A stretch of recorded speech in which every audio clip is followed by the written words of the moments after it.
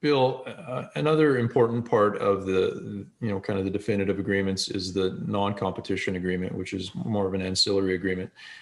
What does the seller need to think about in this agreement?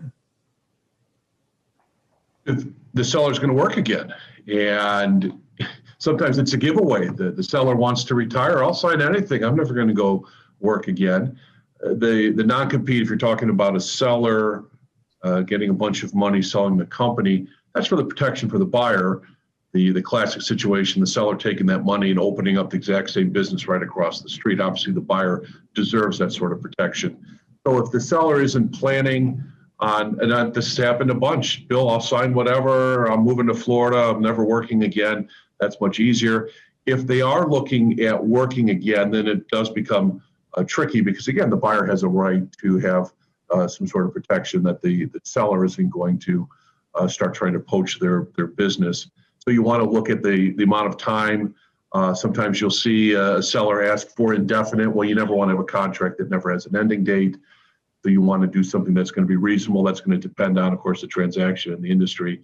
A couple years, 5 years, 10 years, maybe. Again, it's going to depend on the situation. But the key thing is, does the seller plan to work again? And if so, what does that seller look to do? And is that going to run afoul of any agreements that they might have with the buyer that acquired their company?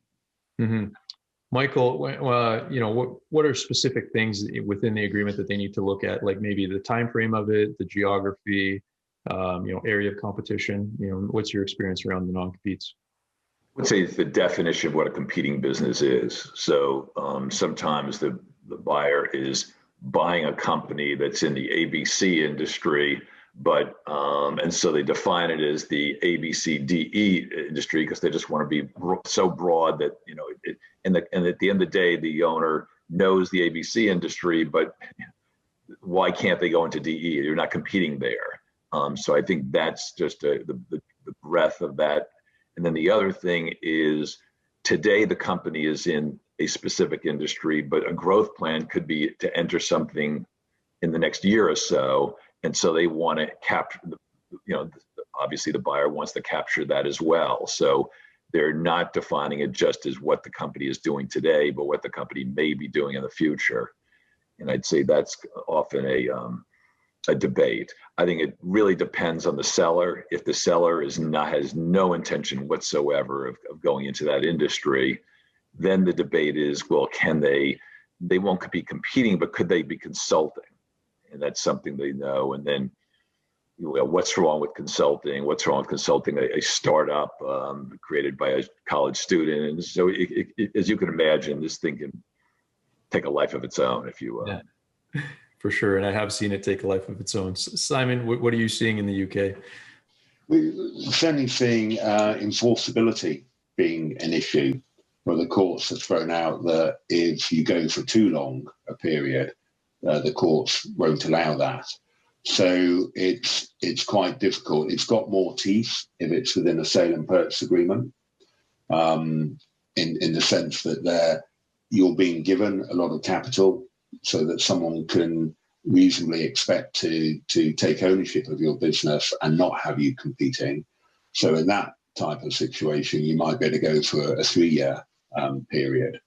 But also it may be from the point that you buy the business, so it's enforced for 3 years, you may still be involved as a seller, you may still be involved in the management of the business, and there will be other non-competes that are associated with your employment contract that, 12 months is seen as the maximum that you could get from that perspective, but that will start from when you leave the company or leave a shareholding of the business. So enforceability is a key area to make sure you look at the reasonableness of the time periods that you're agreeing to.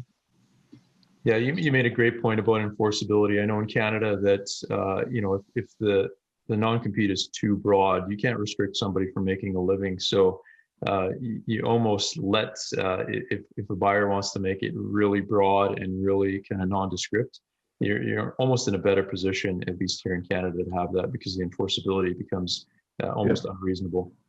Just a couple of thoughts there about the enforceability.